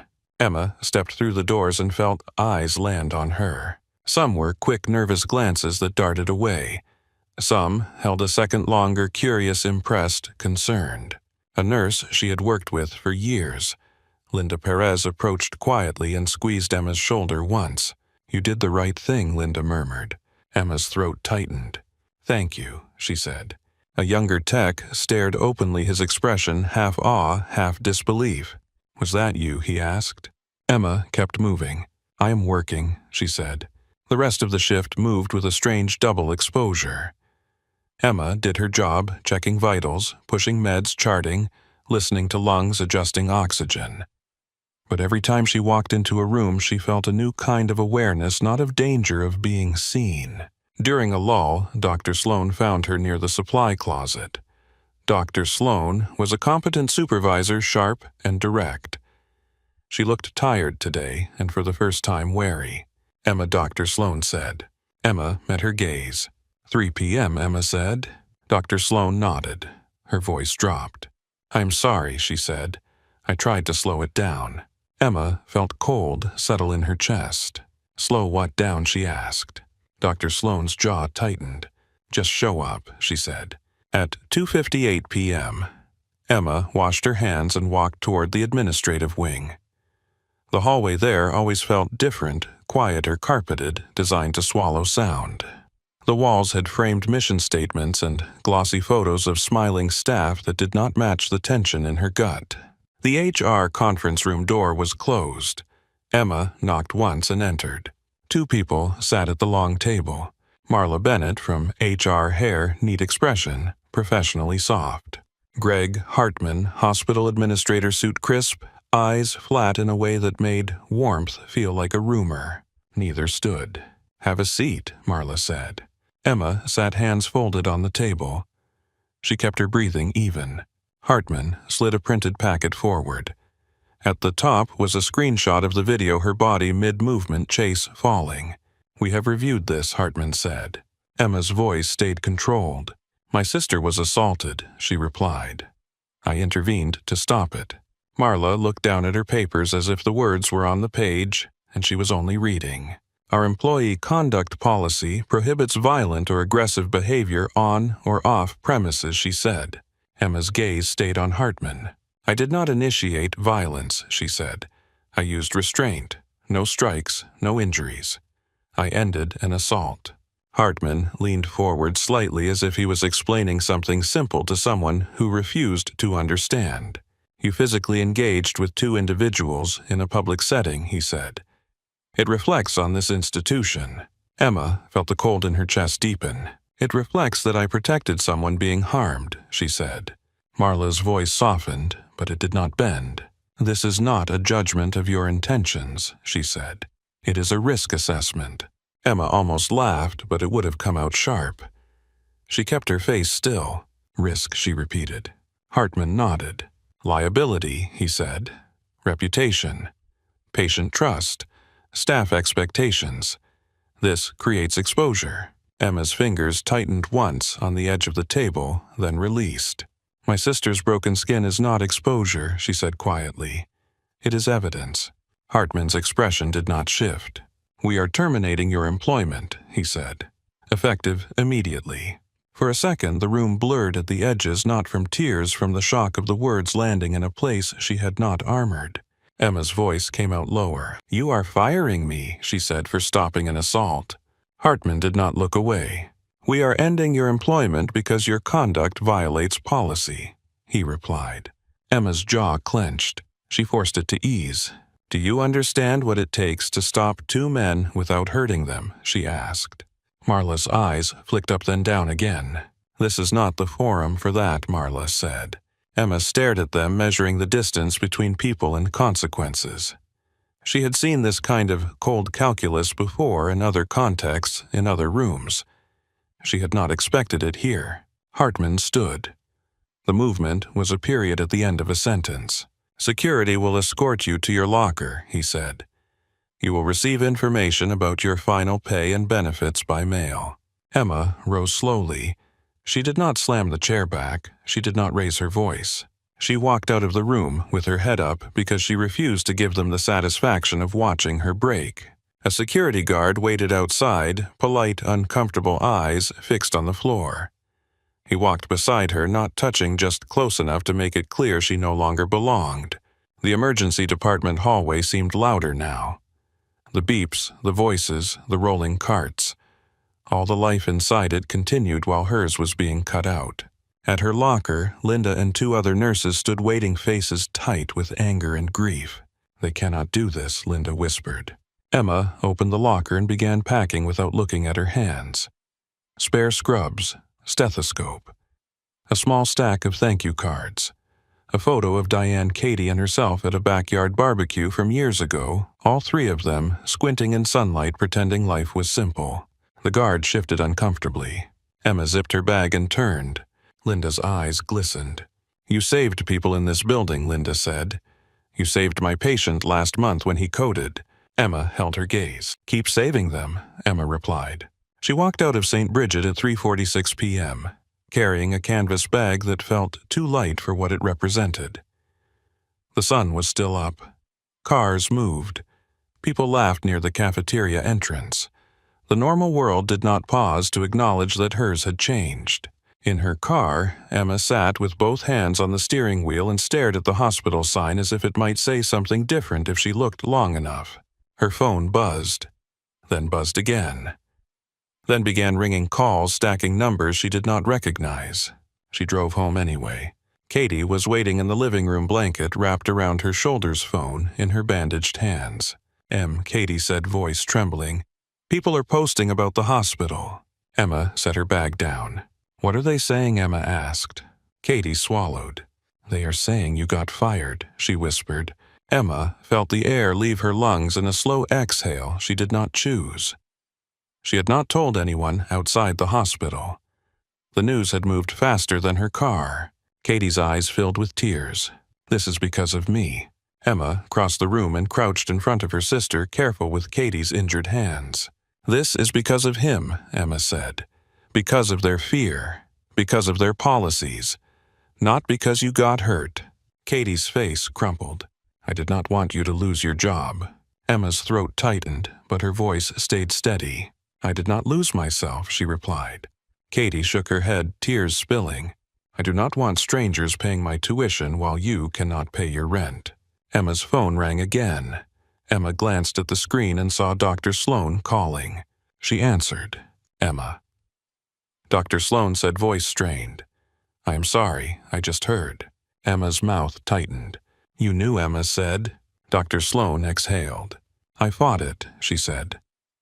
Legal was in the room. Hartman made the call. Emma stared at the wall. "Katie is seeing it online," Emma said. Dr. Sloan's voice dropped. "The hospital is getting hammered," she said. "Calls, emails, reviews. People are furious." Emma closed her eyes for a moment. Katie's breathing hitched beside her. Emma could feel her sister vibrating with guilt. Dr. Sloan continued quieter. "If you need a reference, I will give it," she said. "I will tell anyone you are one of the best nurses I have ever worked with." Emma swallowed. "Thank you," she said. After the call, Emma sat on the floor beside the couch and leaned her head back against the cushion. For a moment, she let herself feel the exhaustion, the rage, the disbelief. It pressed against her ribs like a hand. Katie whispered, barely audible. "I saw a post," she said. "Someone wrote that you are dangerous." Emma's eyes opened. They focused on nothing for a second. "Dangerous," Emma repeated. Katie nodded, tears running again. "Because you fought." Emma turned her head slowly and looked at her sister's bandages, the bruising on her wrist, the shadow of pain in her posture. Emma's voice stayed quiet. "I did not fight," she said. "I stopped fighting." Katie stared at her. Online it did not matter, Katie whispered. They just see motion. They do not see why. Emma reached for the phone on the table and scrolled, reading what strangers were saying. Some called her a hero. Some called her violent. Some called the hospital cowardly. Names blurred together. Opinions smashed into each other in a flood. A message popped up from an unknown account, short and blunt. "We know where you live." Emma's thumb froze. Katie saw her expression change.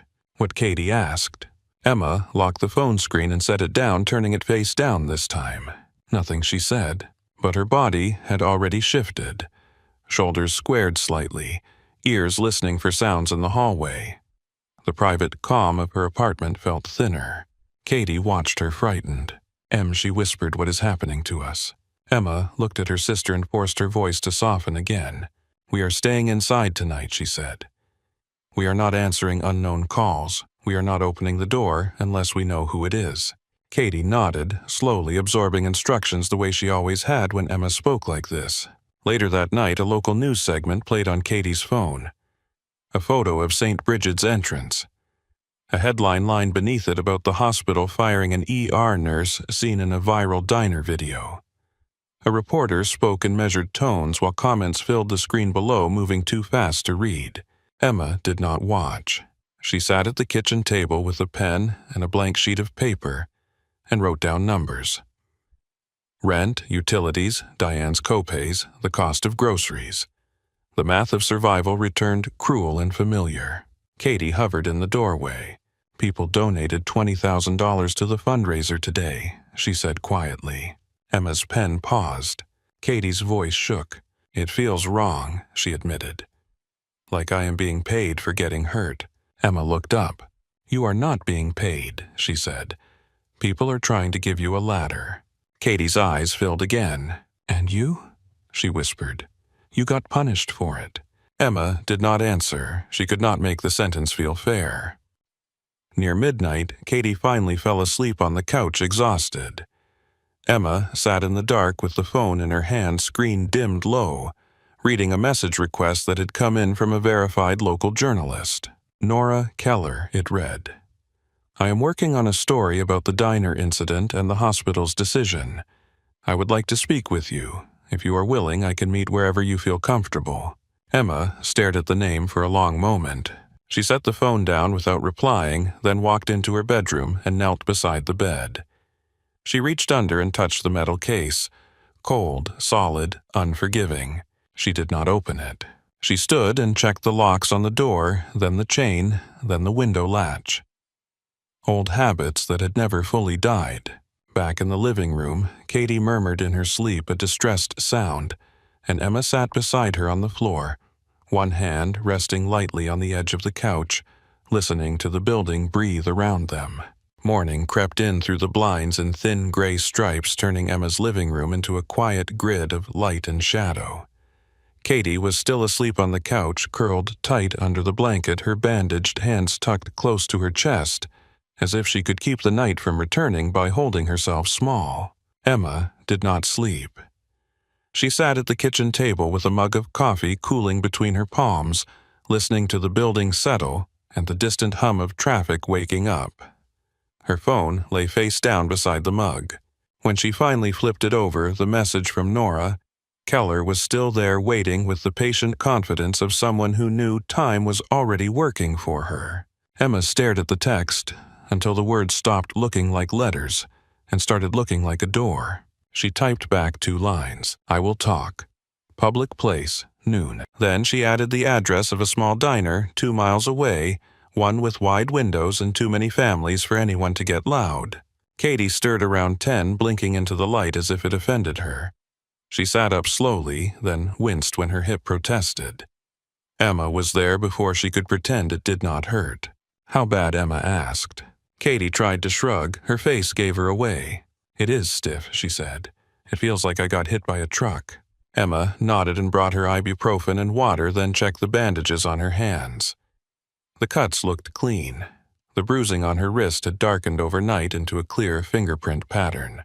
Katie watched Emma's face. "Are you going to talk to the reporter?" she asked. Emma paused, tape in hand. Yes, she said. Katie's eyes widened.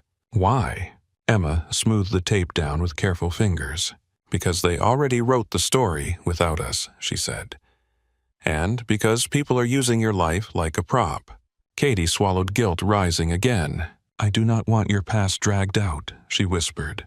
Emma met her gaze. I do not want it either, Emma replied. But I want you safe more than I want silence.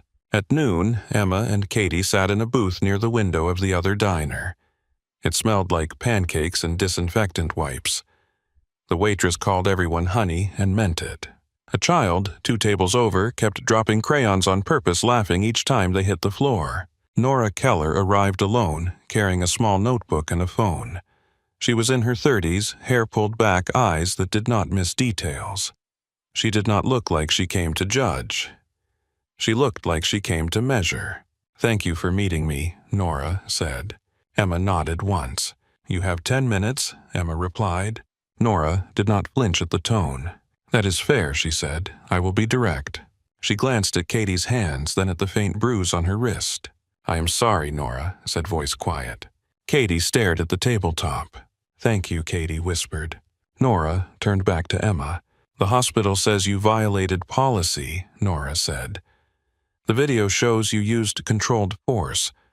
The public is angry. The hospital is digging in. I need your account on record. Emma spoke without dramatics. She gave times, movements, details. She described Chase's shove to Roy, the grip on Katie, the shove into the table, the glass. She described her intervention in the same tone she used to chart a patient. Nora listened, pen moving. When Emma finished, Nora asked one question that sharpened the air. Where did you learn to move like that? Nora asked. Katie's head lifted slightly. Emma's fingers tightened once around her coffee mug. Emma held Nora's gaze. The army, she said. Nora's eyes narrowed just a fraction. That is broad, she said. Emma did not answer right away. She looked at Katie, saw the fear there, the worry that attention would turn into danger. Emma returned her gaze to Nora. I did things I do not talk about, Emma said. I left that life. I became a nurse. That is the part that matters. Nora nodded slowly. I am not trying to expose you for entertainment, she said. I am trying to expose the truth so people stop treating this like a meme. Emma's jaw tightened at the word meme. Nora continued, voice calm. I pulled your publicly available service record. It is thin. There are redactions. There are gaps that do not match a typical enlistment. That usually means special assignments. If I publish that, it will change how people understand the video. It will also raise questions. Katie's breath caught. Katie whispered. Emma kept her face still. Do not publish specifics, Emma said. Nora hesitated. For the first time, she looked unsure. I will not name units, Nora said. I will not print anything that puts you at risk. But the hospital is leaning hard on the word violence. The public needs context for restraint. The difference between a bar fight and defensive tactics. Emma stared at Nora's notebook. She heard the hum of voices around them, the clink of plates, the ordinary world continuing inches from their crisis. Emma spoke quietly. You can say I served, she said. You can say I trained. You can say I used minimal force. That is it. Nora nodded. I can work with that, she replied. When Nora left, Katie's hands trembled slightly above the table. I feel like everyone is pulling on you, Katie said. Emma reached across and rested her fingertips lightly on the back of Katie's bandaged hand. They are pulling on a story, Emma said, not on me. Katie's eyes filled. I do not want to be a story, she whispered. Emma's voice softened. Then we make sure you get to be a person again, she replied. That evening, Nora's piece went live on the local NBC affiliate site. The headline did not scream. It did not joke. It read like a report instead of a spectacle. Viral diner, video shows nurse used restraint-based defensive tactics. Witnesses confirm assault began with suspects. Inside the article, Nora described multiple recordings. The police report, Roy's statement, the paramedic assessment, and the hospital's policy response. She included a short quote from Emma, clean and controlled. I ended an assault. I did not escalate one. Nora included a note about Emma's prior military service being partially redacted in public records without naming a unit. She quoted an unnamed former supervisor who called Emma disciplined and precise under pressure. The comment section changed temperature. Some people still argued. Many stopped calling Emma violent. The loudest voices turned toward St. Bridget's leadership, demanding to know how a hospital could punish restraint and ignore the violence that caused it. The next day, Dr. Sloan called again. "They're calling emergency board meetings," Dr. Sloan said. "Hartman is getting hammered. Legal is panicking." Emma listened, face expressionless. "Are they rehiring me?" Emma asked. A pause. "No," Dr. Sloan admitted. "Not yet. They are trying to survive it." Emma stared at the kitchen wall. "Then they made their choice," Emma said. After the call, Emma blocked unknown numbers, changed her privacy settings, and asked Roy to walk Katie to her car when she went back to the diner to collect her last paycheck and personal items from her locker. Roy insisted on giving her paid time off, no questions asked. Katie stepped back into the Copper Star for the first time since the assault on a quiet afternoon. The place looked smaller in daylight. Less like a battleground, more like a diner again. The floor had been scrubbed. The booths were clean. The glass was gone, but the memory of it still sat in Katie's posture. Roy met them near the counter. He looked tired but determined. "You do not owe anyone an explanation," Roy told Katie. "If you want to quit, I get it. If you want to stay, we set boundaries." Katie's throat worked. She looked at the booths, the kitchen door, the aisle where Chase had trapped her. "I do not know," Katie said. Roy nodded, eyes kind. "Then you take your time," he replied. The criminal case moved faster than Emma expected, helped by the videos. The prosecutor did not need imagination. The footage did the talking. Emma sat in a courtroom 2 weeks later beside Katie and Diane. Diane wore a scarf over her head and kept one hand on Katie's shoulder, fingers gripping like she could hold her daughter steady through contact. Chase stood at the defense table in a wrinkled shirt, looking smaller without the diner's lighting and his own swagger. Dylan stood beside him, eyes down. The judge watched the video clips, face unmoving. When it ended, the silence in the courtroom felt heavier than the diner's had. The judge's voice came out flat. "You assaulted a manager. You battered a server.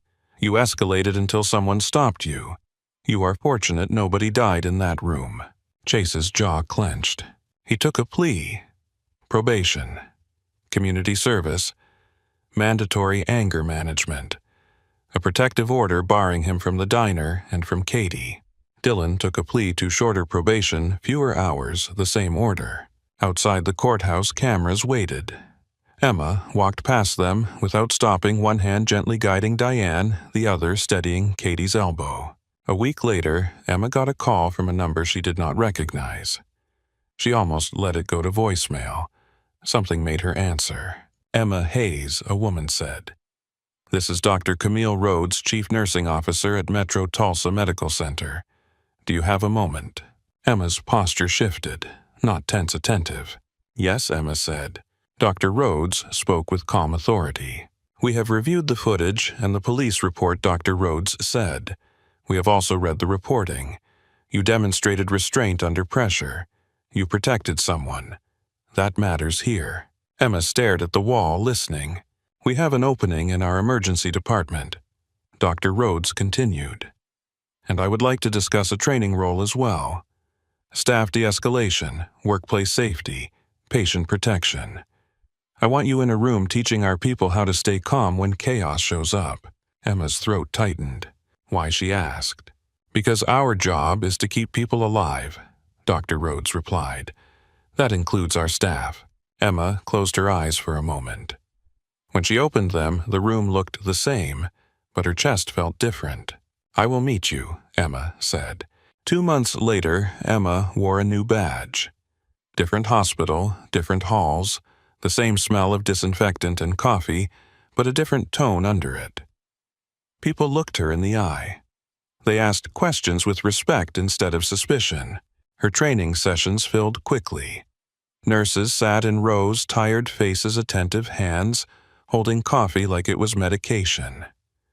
Security staff stood along the back wall, arms crossed, skeptical at first. Emma spoke without theatrics. She taught posture, voice control, distance, exit awareness, how to call for help early without shame, how to keep hands up without provoking, how to use restraint without rage. Katie started classes at Tulsa Community College at the end of the summer. She walked into her first lecture with a new backpack, bandages, long-gone scars faint on her palms. She still startled at loud laughter sometimes. She still avoided narrow aisles when she could, but she kept moving.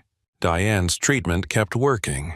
The day the oncologist said remission, Diane laughed and cried at the same time.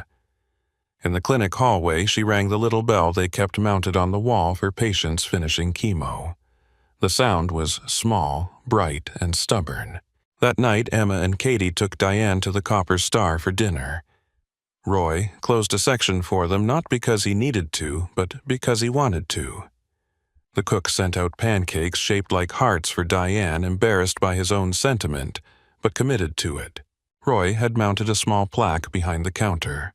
Simple words in clean lettering. "Stand up, stay human."